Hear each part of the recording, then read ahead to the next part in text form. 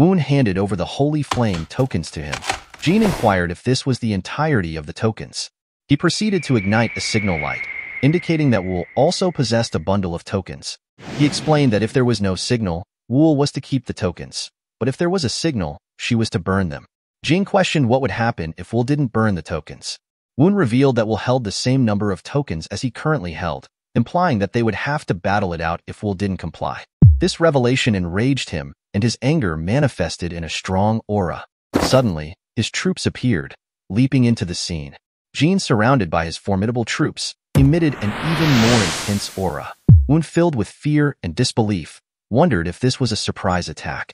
He questioned whether he had been deceived by Jin. Overwhelmed by his emotions, his fear took hold, realizing that this might be the end of their plan. As the tension between Jin and Woon reached its peak, Jin made a surprising move. He took the tokens in his hands and set them ablaze, watching as they fell to the ground.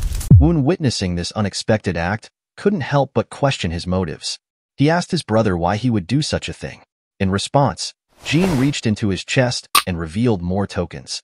Woon was shocked, realizing that they were Sister Wool's holy flame tokens.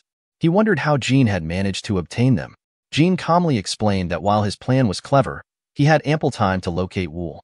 His mind raced, realizing that within that short period, Jin had already found Sister Wool. Jin assured him that Wool was safe. He revealed that his true intention was simply to hear Woon's honest confession. A smile appeared on Jin's face as the sun began to set, casting a warm glow over the scene. The trials are finally over. Woon at the East Star Palace, reflecting on the events that had unfolded. While everything had gone according to plan until the Heavenly Demon Festival, he couldn't shake off a sense of unease. With his hand on his chin, he thought about the dangerous situation he would face in the Central Plains, particularly the threat posed by the formidable Kwang. He knew the difficulty of his position. Despite successfully forming an alliance with the second young master, he knew he needed to devise a plan to avoid going to the Central Plains altogether. In the novel, Woon was originally on the second young master's side, but as he ascended to the position of successor, he began to distance himself. However, in a bid to contribute in some way, Woon offered to lead the advancing unit into the Central Plains, unaware of the danger that awaited him. The hero, Kwang, having altered the events of the Holy Demon Festival, he was now unsure how the narrative would shift once again. He recognized the looming threat of their enemies potentially launching an attack at any moment, disrupting their plans. Suddenly, Hu called out to Woon. Woon asked what was the matter. Hu informed him that it was time for the overall training of the Dark Lion unit, but he seemed exhausted and suggested he rest instead. However, he insisted on attending the training, explaining that he needed to witness the results firsthand. Woon understood the critical importance of the Dark Lion unit. It served as his lifeline, increasing his chances of survival when they eventually faced Kwang, the formidable adversary. The members of the Dark Lion unit were diligently engaged in their training. When approached Xian, greeting him warmly. In response, Xian commanded the unit, prompting them to stand at attention and salute Woon as their unit leader. The unit swiftly complied, showing their respect. Woon expressed his satisfaction, praising their efforts. He couldn't help but feel a sense of happiness witnessing their progress. Xian then instructed the unit to continue training, to which they replied with a resounding affirmation. He was impressed by Dampiong's significant improvement. The progress of the unit exceeded his expectations, and he felt a sense of pride in their accomplishments. As he observed their training, one member caught his attention. He requested to see the member's dagger, only to be surprised by what he saw. In his thoughts, he couldn't believe that it was a modern military knife.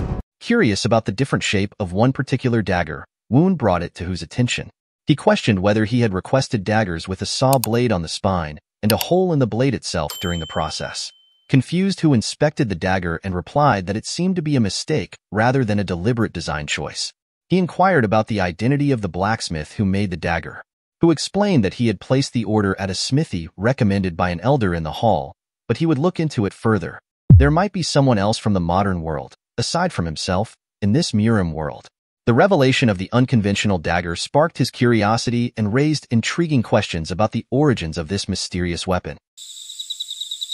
In Jiam's residence, the first young master, Jiam, seethed with anger and disappointment. He had suffered defeat in the successor race, a blow to his pride and ambitions. He slammed his fist on the table. Sangwol, a member of the Baitian clan, attempted to offer a solution to Jiam's predicament.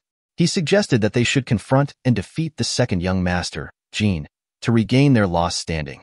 However, Jium, still consumed by anger, scoffed at Sangwoo's proposition. He berated Sangwoo, labeling him a fool for underestimating Jin's formidable strength. Jium's emotions ran high as he poured himself a drink, seeking some form of solace amid the turmoil. Sangwoo expressed his belief that the second young master, Jin, lacked proper backing and was essentially a lone wolf. He suggested that there would be no opposition to their plans to confront him. Jium, intrigued by Sangwoo's proposition, questioned whether they should send someone to assassinate Jin. He dismissed the idea, emphasizing that the great second young master couldn't be easily taken care of by a single assassin. He produced a tiny bottle, indicating that there were alternative methods they could employ. Jium harbored doubts about using poison, doubting its effectiveness against someone as cautious as Jin. In response, Sangwoo revealed that he had acquired the poison with great difficulty from a distant and isolated location beyond the western desert.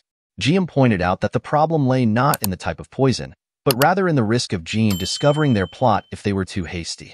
Interrupting Jium, Sangwoo proposed a different approach, having the fourth young master, Woon, be the one to poison Jin. Jium was taken aback by the suggestion, realizing the potential of causing a misunderstanding and conflict between the two young masters. He explained that such a rift would strain the support of the Raho clan and Chanyu clan, putting them in an awkward situation. Filled with a sense of ambition, Jium began to consider seizing the opportunity to claim the role of successor. Sangwoo nodded in agreement, acknowledging the support they would receive from the Baitian clan and the Ma clan. He assured Jium that even if the circumstances changed, there would be at least one neutral clan willing to back them up. He emphasized that what mattered most was not just holding the title of successor, but earning the approval of all 6 clans. Jium, with a villainous laugh, expressed his gratitude for Sangwoo's insights and strategic thinking. He recognized the value of Sangwoo's loyalty and support. Sangwoo, in turn, pledged his unwavering allegiance to him, assuring him that he would always be by his side. Sangwoo requested that Jium, once he became the true leader of the divine cult, remember their alliance. Jium, clenching his fist in determination, promised that he would consider Sangwoo of utmost importance. In a show of camaraderie, Jium called upon a servant to bring more alcohol, symbolizing their celebration of their shared ambitions and the plans they had set in motion. As the night cloaked the surroundings in darkness, a group of assassins stealthily made their way onto the roof. They skillfully applied acid to create a hole in the roof, leading directly into Jin's bedroom. A deadly poison began to flow through the opening, guided by a rope. Unbeknownst to Jin, he peacefully slept in his bedroom as the poison gradually made its way towards him. The assassins, witnessing the poison flowing towards its intended target, believed their mission was a success. However, they couldn't help but feel a sense of unease at how smoothly their plan had unfolded. They wondered if Jin would wake up before they could poison him, but decided it didn't matter as long as they left a trace leading back to the fourth young master, Woon. Go, go.